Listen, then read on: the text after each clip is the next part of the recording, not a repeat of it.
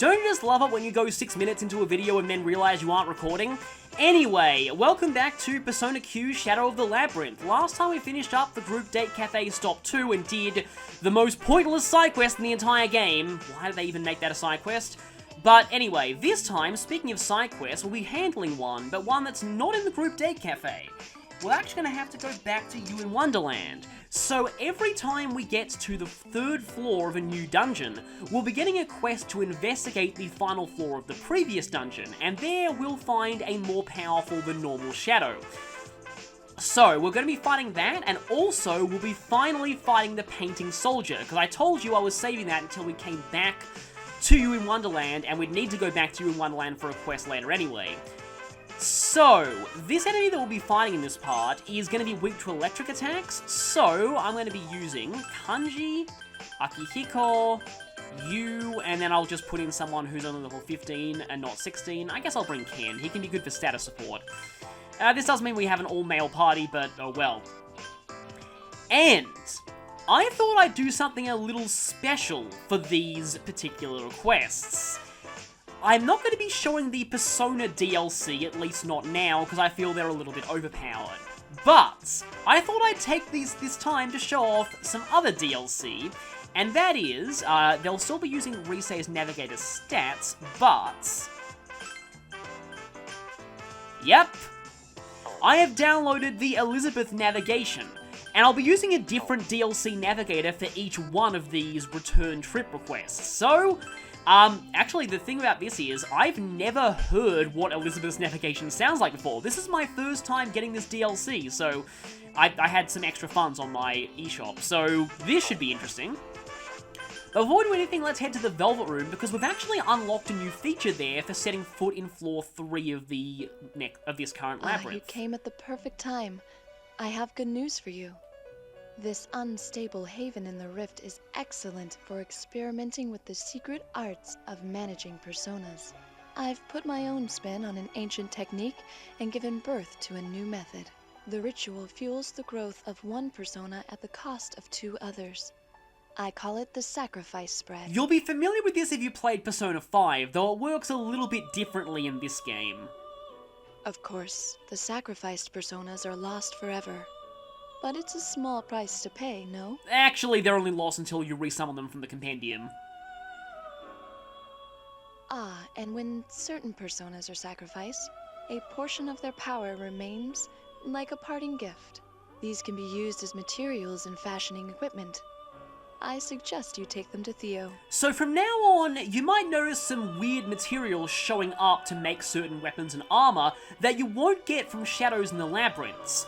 These materials are dropped by specific personas if that persona is used in a sacrifice fusion. Generally, these materials are required to make weapons that mythological figure used in their original myths, like for example sacrificing Kuhalan to get the Gaybolg. Every character's ultimate weapon, but that's for far later in the game, is made using a sacrifice material. This is kind of this game's equivalent of the weapon fusion system in Persona 3, and some of the personas you need to sacrifice and some of the weapons you can get out of it are the same as the ones in P3, but some are entirely new. I hope you allow me to put this new art into practice soon. Margaret sounds like she's looking forward to sacrificing some personas. She's not called the sadistic stud-keeping secretary for no reason. I just used a double negative there, but anyway. Welcome to the Velvet Room. We now have access to the sacrifice spread. Good thing this Velvet Room isn't nearly as sadistic about the method it uses to sacrifice personas in the P5 Velvet Room. So if you've picked up some useless personas that you can't use to make anything new from random battles, you can sacrifice them to power up another persona.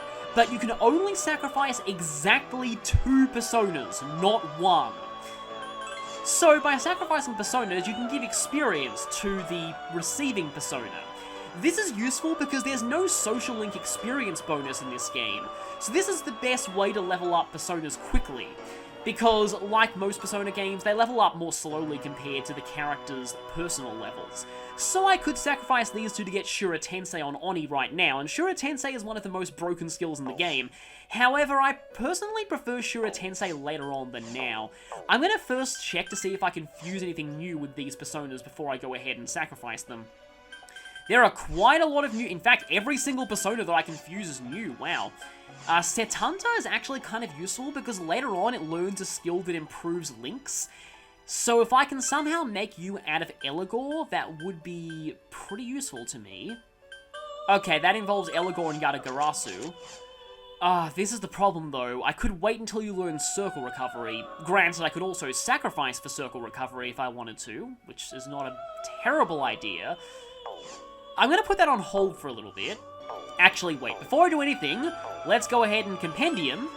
This is also one of those situations where you really don't want to use Register All, because those are completely fresh Personas that I got out of random battles, and they would have overwritten the Fuse ones that I have. This is just a side note, but I'm currently playing Devil Survivor 2, and one thing I love about that game's Compendium is, it actually highlights every aspect at which the demon you're trying to register differs from the copy of that demon currently in the Compendium. I wish Persona games did that, because that's so useful. Like, it'll highlight which moves are new, which stats are higher. That's actually pretty cool. But anyway, back to this. I could also go for Shisa, or you, or everyone's favorite mascot, Jack Frost. Oh, there's a lot of possibilities here.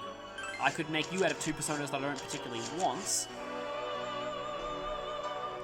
Why not, I guess. Of course, we're passing down Mudor. Pro tip, whenever you get the chance to pass down an instant death skill in this game, you generally should. Also, I probably shouldn't have skipped over Jack Frost. I want to have at least one Jack Frost registered, because Jack Frost is required for a secret fusion a little bit later on. Now, Setanta, I do definitely want... Oh, and I fused two Personas to get that, so maybe I don't actually have enough for sacrifice. No, I can sacrifice these two. Oh, but that won't give me enough experience to get Circle Recovery. And I probably wouldn't even be able to pass down Circle Recovery anyway. Circle Recovery is really nice to have, though. But probably not on Setanta, because Setanta's more physical-based. This is confusing. I mean, I could sacrifice Jack Frost, but I've only just got Jack Frost. You know what? This is actually gonna seem mean, but I've just got you, Jack Frost, but I'm sacrificing you now.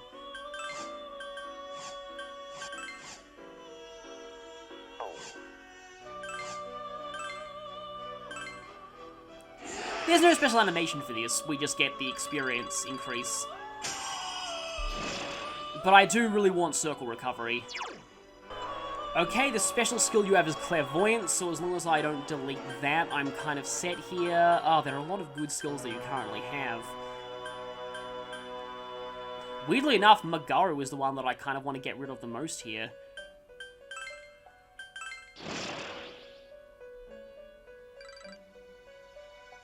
And neither of those Personas gave a special item. Now that I've done that, I actually do need to register that Yatagarasu. Because that's not done automatically. And now, let's make Setanta. From Yatagarasu and Eligor. So now I can pass down Frostlink, Lethargy Circle... I kind of want Bloody Vanguard as well. Circle Recovery is nice, but Bloody Vanguard is also good to have. Guess I'll go for Bloody Vanguard because you're more of an offensive Persona. Circle Recovery might be nice to have for later on for fusion. Setanta is in fact the original name of Kuhullen, so if this was Smash Brothers, he'd probably enhance to Kuhullen, but that is not the case here. I could go for Phoenix and Oni. I think for now I'm going to wait, because we're actually going to be getting some high-level Personas out of these fights anyway.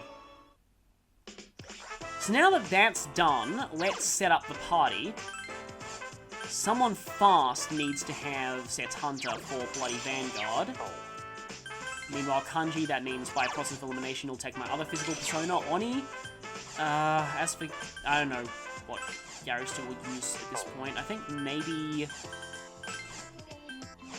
Guess with Ken's decent luck, he can go for inhibitors here, I suppose. And you will use... Don't have a lot of options. He just kind of has to go with that. And I suppose I'll keep you on Gary Stu for now. And equipment, I'll just do this off camera. Okay, so here's the setup that I've gone with. And now, I suppose we can actually do the stroll.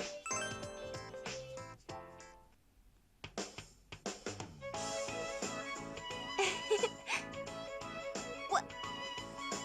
Of course, I have a feeling I know what they're talking about. Plus, I don't think Yukari would go for you anyway. Jeez.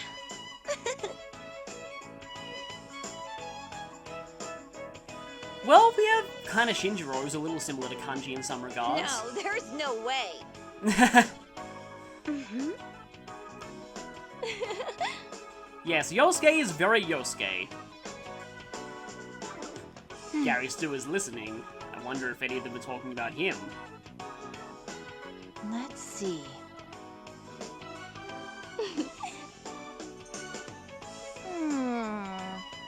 I don't think that's what she meant. And that's not what she meant either.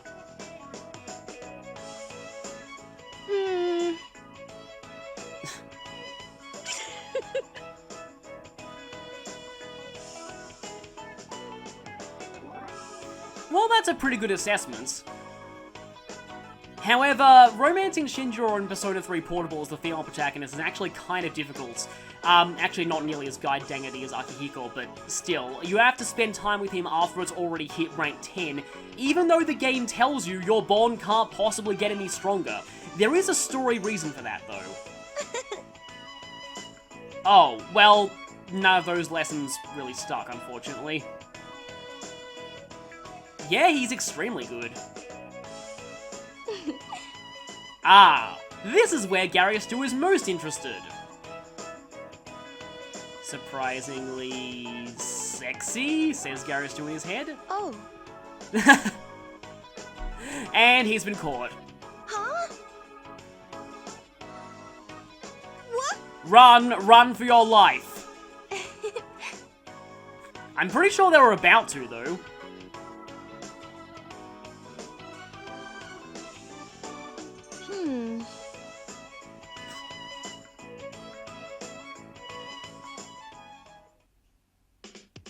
Well, I mean, they didn't mention Junpei there, but he already has a girlfriend, kind of, at this point in the story. Which is something that I'm gonna get very annoyed about later on, but yeah. So, with that done, let's save and go on to fight that boss.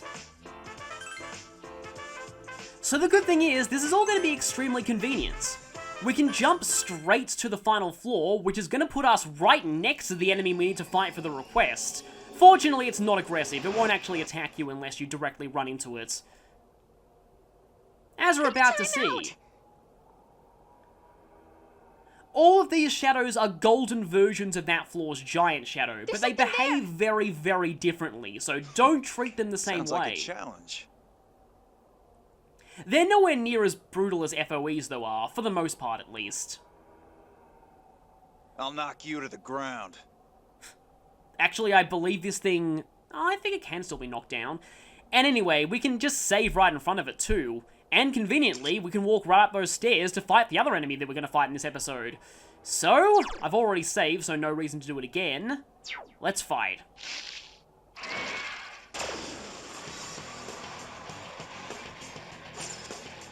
It may be alone, but this is a powerful opponent. I lack data on it. Put up your dukes. The Golden Beetle was an enemy type in earlier Persona games, but it never looked fully gold like this. So this thing is weak to electricity, it's not resistant to any status ailment except instant death, which it's immune to, so it's actually not that bad if you use binds or other things on it. I'm gonna go, actually no, Palimpa and Disarm are not a good combo, because that means it won't be hurting itself very much. I like to panic this thing, but you can also go for poison if you want to, and just spam electric attacks. You kind of want to just use electric attacks, because the only other element that it's not resistant to is fire, but it is weak to elect, so you want to be spamming that. I think I might as well set up Lethargy Circle, though. And let's go for physical electric attack, because that's easier to replenish than magical. And Ken has loaded attacks too, so this worked out pretty well, actually. Let's see. I was trying to panic it, so I might as well try and panic it with Ken too. I think I'll save my Navigator buffs until later in the fight. And there's Panic. Good. That means Ken's turn is wasted. This is it. Ow! This is my power! Yeah, I forgot how hard this thing hits. It has like a 50 strength stat, which is pretty high for this point in the game.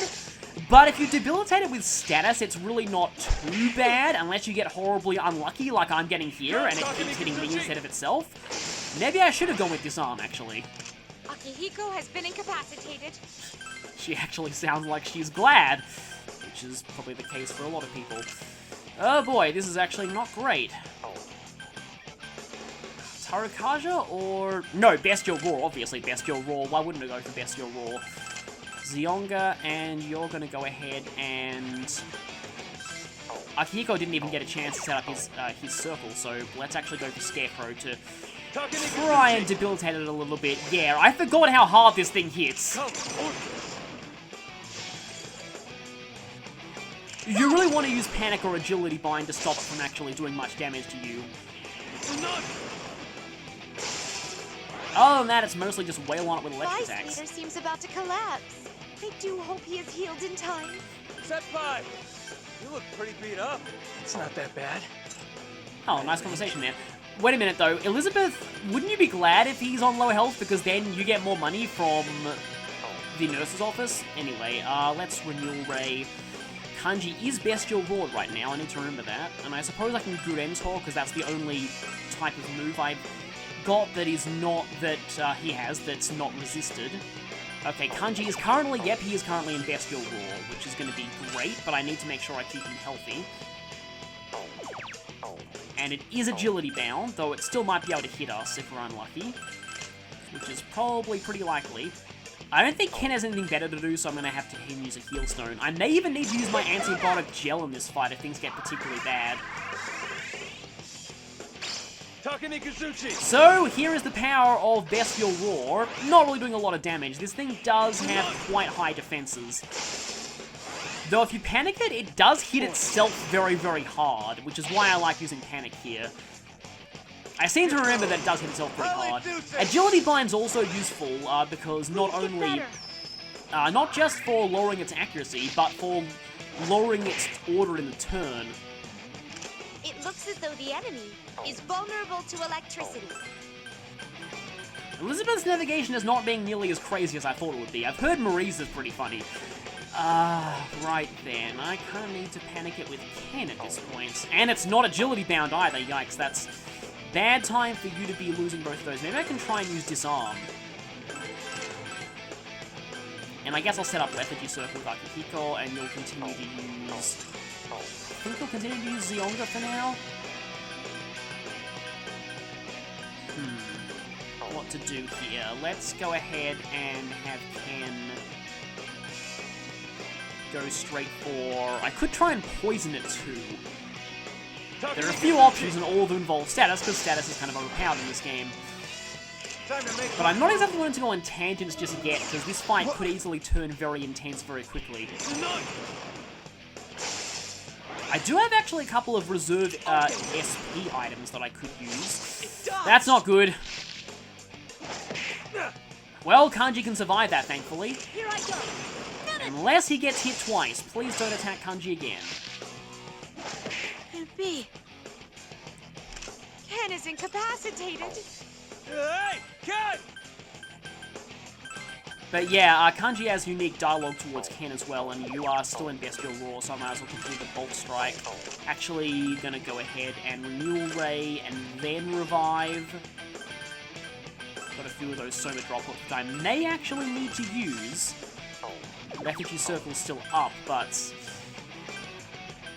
doesn't seem like... Oh, Taruunda might not be a bad idea. I completely forgot I had that for a second there. Here I go! Persona! Lethargy Circle isn't really working for me at this point. Oh no, that's not good.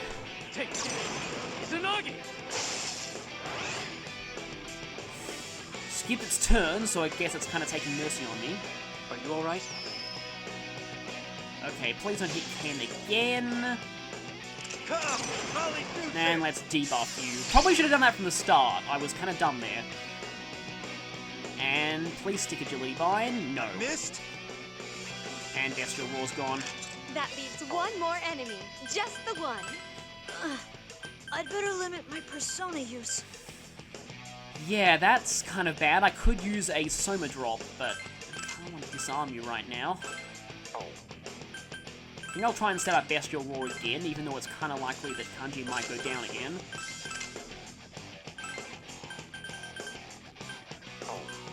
Let's see. 25 SP. I guess I'll go for that, but if Ken gets whacked, that would be kind of pointless. Zionga's hitting this thing pretty hard, though. Oh, why do I keep missing Disarm?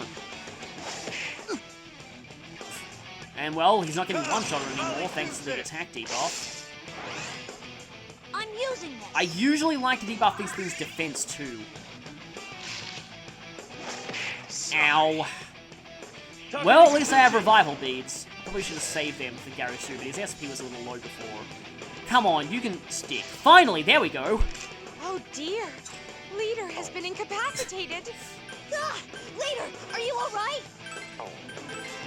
Okay, I'm still in Bestial Roar. You are agility bound. Lowers elemental attack's not going to help here.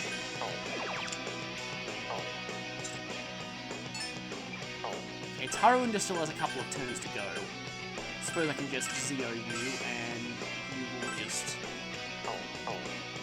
Or you could just... Because you've got quite a bit of SP, it's not too vital that you keep boost. So let's revive him, Zionga again, and I guess Ken will also Zionga.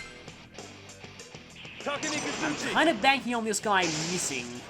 Thankfully my attacks now can't miss because it's agility bound.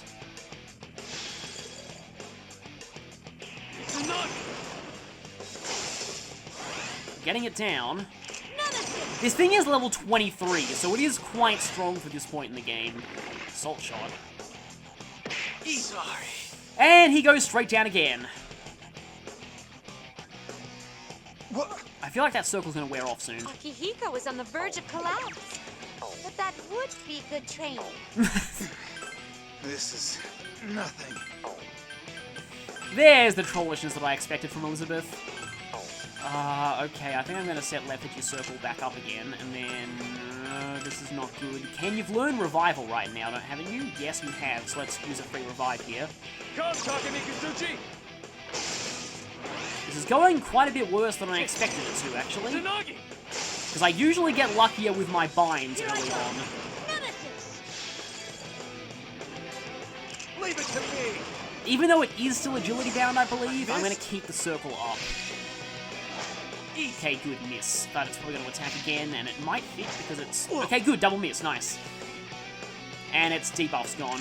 That leaves one more enemy. Just the one. Damn it. Looks like my fists are all I got now. You don't really have a lot you can do. I guess you can Medea. Yeah, I thought Kanji had one more turn to Bestial Roar. And Akihiko can't really do a lot at this point. Should have left enough SP for him to even use Zeo once.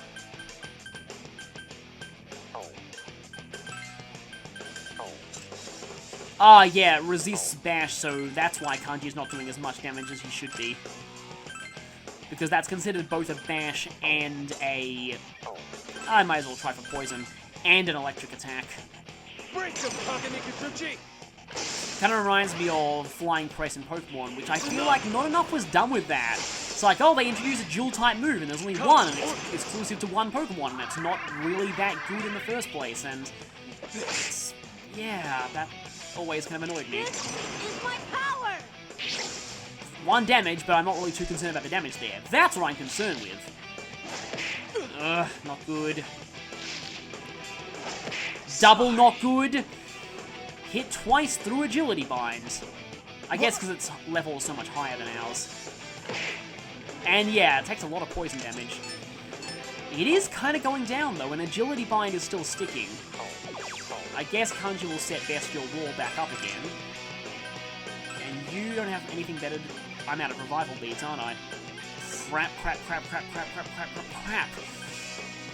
Well, he wasn't really being that useful in this fight anyway. Suppose I can try and go for Frostlink? Oh, with him down, I can't use my navigator skills. This suddenly got kind of dicey.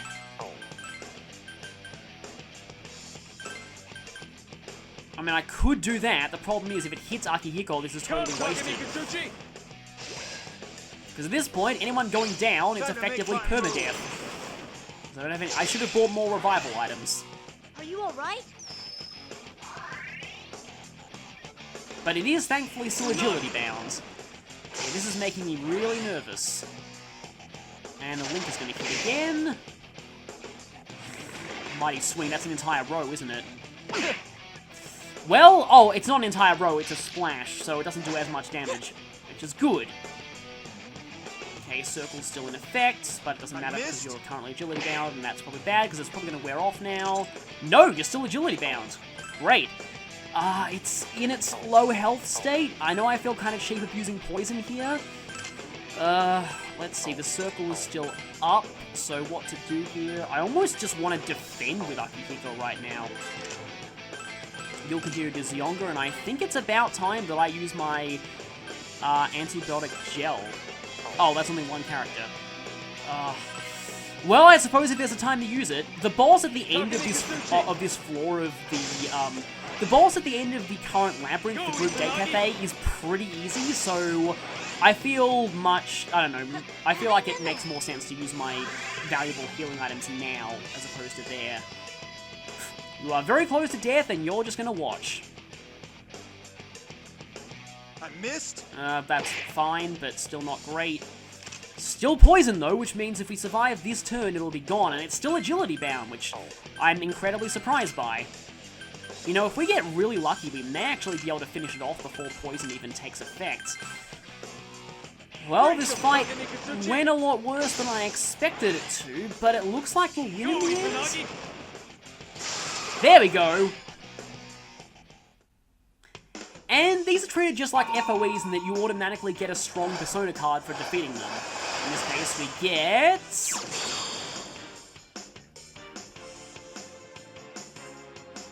King Frost is actually really nice because of that Absorb Ice, which is great for Akihiko, as you'd probably imagine. But I kind of like fusing one myself. King Frost has a nice amount of SP and HP. And we'll also need King Frost later in the game for a secret fusion. I'm not done yet.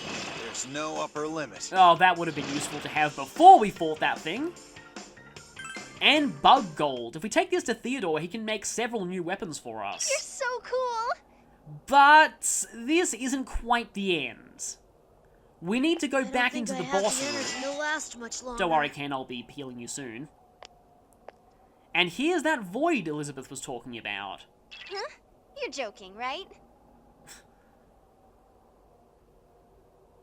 Well, I mean, this kind of makes more sense for the Persona 4 protagonist, because he stuck his hand in the TV. So, what do you think? It feels voidy, I guess. Oh no, Garasu's hand is gone forever. Actually, no. We get the yellow orb. Thank goodness. This is not one of the ones required to summon Groudon Rock Hyuga. So we should go back and report that, but there's one more thing I want to take care of in the labyrinth, but it will require me going back to heal. So in fact, I'll just go and cut all that out. I will also obviously be saving. I haven't heard this music in a while. So yes, it's going to be time. This presence. Is it an FOE? I can't get a preemptive on you, though.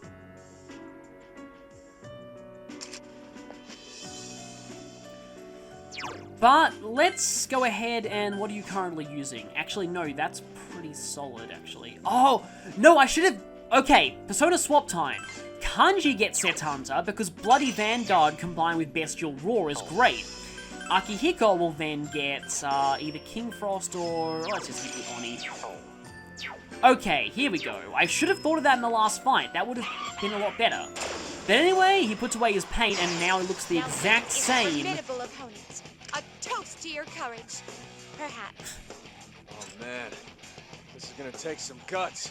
So, this thing has 3,500 HP. We theoretically could have beaten it earlier, but it would have been really boring, so I say fighting it until now. I guess I'll try and go for Disarm, and let's see if I'm lucky with that this time. Let's also Bestial Roar. Okay, gotta remember, Kanji is in control of Lethargy Circle now. And I suppose you'll go with Taruunda. You'll just spam that, and Ken will... I didn't go for Tentarafu, so... I mean, I could go for Toxic Slice. This thing does have a lot of HP, and this will speed up the fight a bit. Yeah, Poison is stupidly broken in this game, but at least it makes fights go a little bit faster.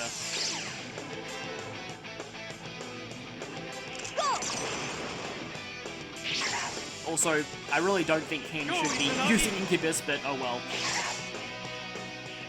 Not taking a lot of damage from our attack so far. However, I mean, it has been debuffed, but yeah, at this point, this thing is kind of a joke to us. Still kind of want to get Disarm to stick, though. Let's actually just go for Frost Link. That might result in a higher damage output overall. And this will trigger Bloody Vanguard. Does seem, ironically, a bit more defensive than that giant beetle was. And it has a massive ton of HP.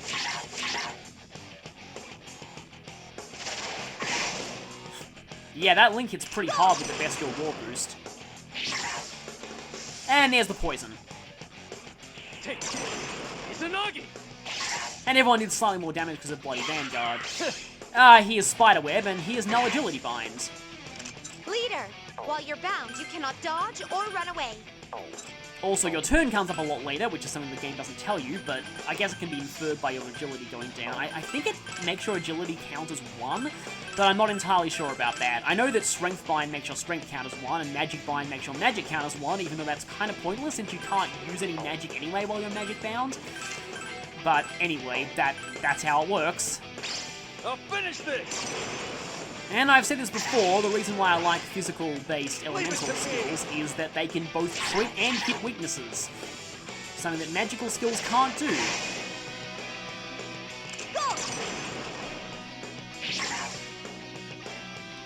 Something that a lot of people have wondered, this is a bit of a tangent, but I guess there's not really that much to talk about in this fight. Ow. I dodged!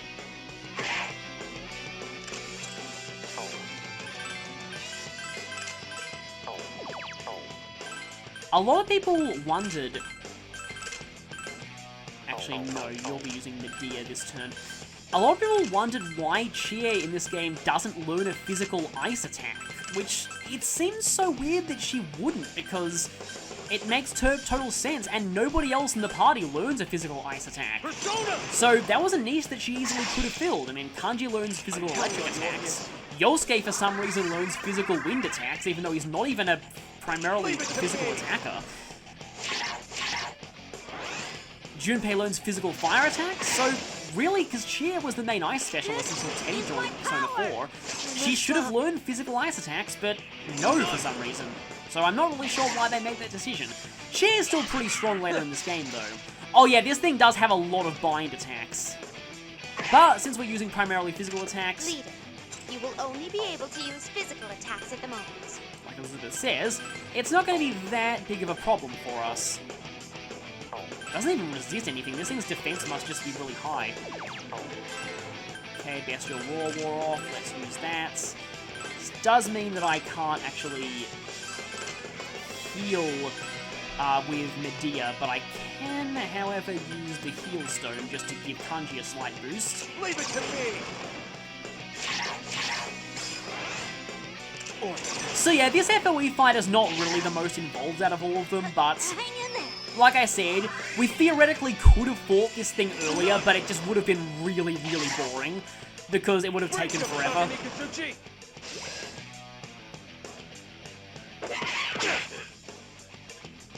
Vice Leader can only use physical attacks at the moment.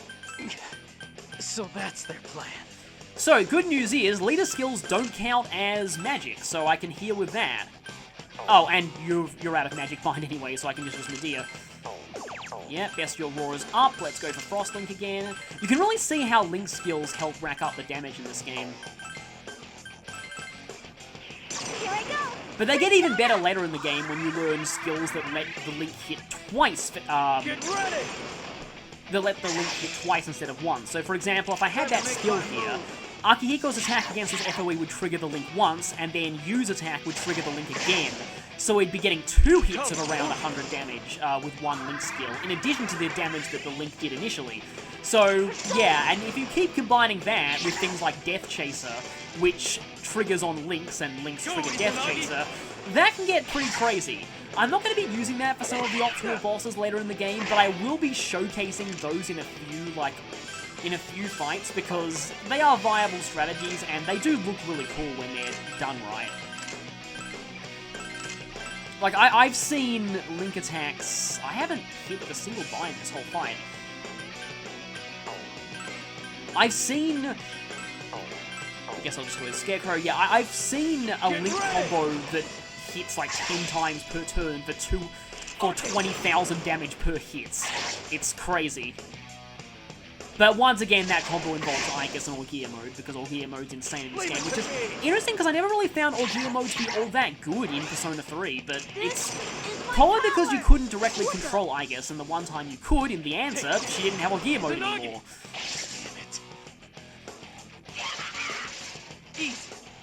And now everyone's bound. Kanji can currently only use physical attacks. That's a low blow. Not really.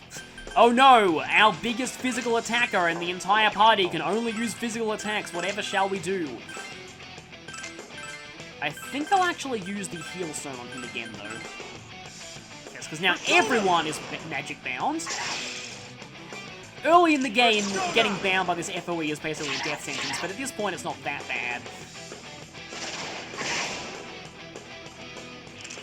So, I hope you like this song, because you'll be hearing it a lot in this part, but this is a pretty cool song, actually. Oh yeah, Kanji's really looking bad. You finally critical! Okay, I'm glad you didn't go for Kanji there. It appears that Akihiko can currently only use physical attacks. I didn't think they'd sink to these tactics. Well, you should. Enemies in Persona games are pretty smart. I guess while I'm here, even though this thing is almost dead, so there's not really that much point in going on a tangent now, but while I'm here, I guess I can talk about how, for variety, let's try and Tantara for you.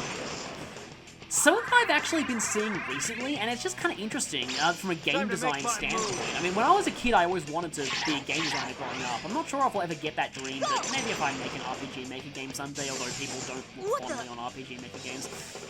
A lot of people like making like an active time battle system with it, but I still think, what's wrong with turn-based RPG battle systems? Oh, great, I just realized. Kanji without Bestial Roar should not be using Link skills. So, I kind of need to get a critical so Kanji can actually use Bestial Roar again. Guess I'll go for that then. But anyway, I just went on a tangent out of a tangent. What I was going to say is that I've seen some things just about game design that I find really interesting, is that, like, a lot of RPGs, or just some games, have some very deep and complex mechanics, but that means nothing if the game doesn't actually require you to use them at any point. And an example I've seen of that is Kingdom Hearts 2. Kingdom Hearts 2 is a game that a lot of reviews back when it first came out said, oh, the game is just mash the X button to win and occasionally mash triangle. It's really dumb, magic is totally useless, you can get through the entire game just mashing X. You never need to put in any effort at all to learn the game. Like, you never need to put in any strategy at all. And then, so I actually played that game with that mindset growing up. I thought that Reflect and Magna were useless because I was told they were by reviewers. Yeah, I was an ignorant sheep back then. And then a decade and a half later, I watched speedruns of Kingdom Hearts 2 and saw just how useful magic is and just how many interesting combos there are with all the drive forms, the summons, the limits. Just how much depth there is to that game's battle system that I never noticed.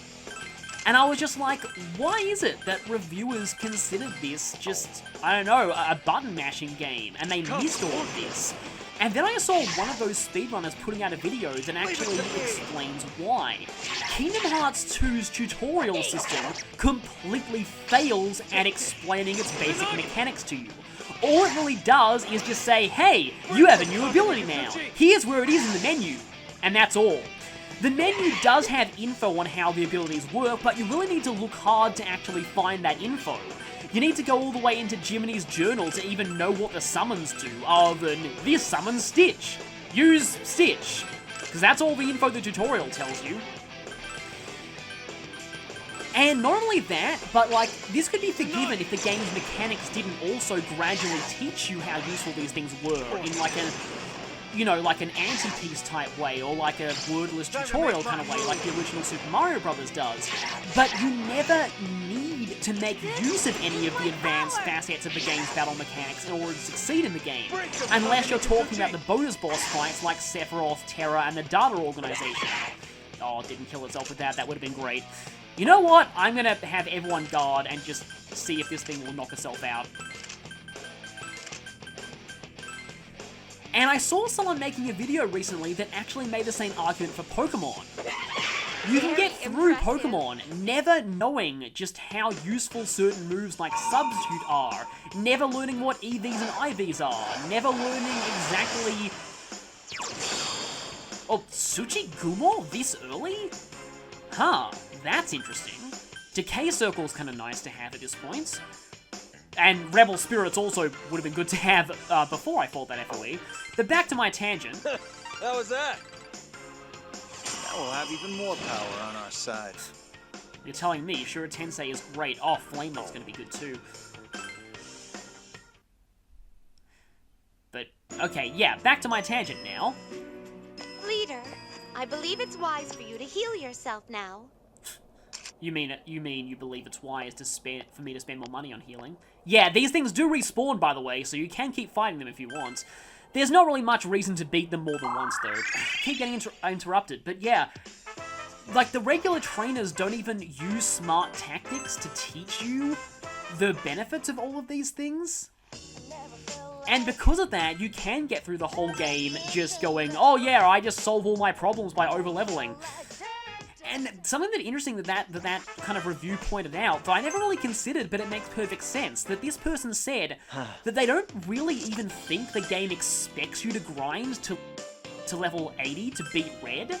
It actually expects that any player who reaches Red will be skilled enough with the game's battle system to be able to beat him while 20 levels lower than him, and it's definitely possible. I've seen Red beaten at as low as even the 40s in speedruns. So, yeah, and that's kind of the thing. If a game has a really complex battle system, it can go to waste if the game's mechanics never encourage you to use that battle system to solve problems. And finally bring it back to this game. I think the Persona, and especially mainline Shin Megami Tensei, but also Persona, do a good job of this. This game does kind of teach you that binds and status ailments and other facets of the battle system are useful. It teaches you that things like Power Charge and Mind Charge are useful by... I guess this is actually one good thing about the game, I never really considered this, throwing a Mind Charge enemy at you really early into the game. Because you'll probably encounter that enemy and get utterly destroyed by it and be complaining about how unfair that enemy is, but then you'll realize when you get Mind Charge, this skill completely wrecked me when I encountered it on an enemy earlier in the game, so it might be useful against enemies. Well, of course, not really that much because magic is pretty bad in this game, but you get the idea. Enemies do have some dangerous move combinations, they use all of the same tools against you that you can use against them, and there are quite a lot of boss and FOE fights that are very, very difficult without knowing the mechanics of the game, and without abusing these mechanics yourself. So I feel like this game does do a pretty good job of explaining its battle system through gameplay, but anyway, that's the end of my tangent. Now it's time to turn in the request to Elizabeth.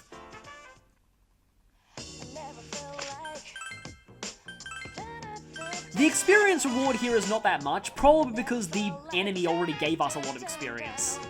As I expected.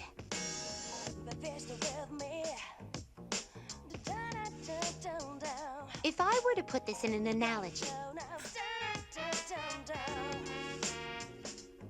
I have decided. Well, that's pretty deep.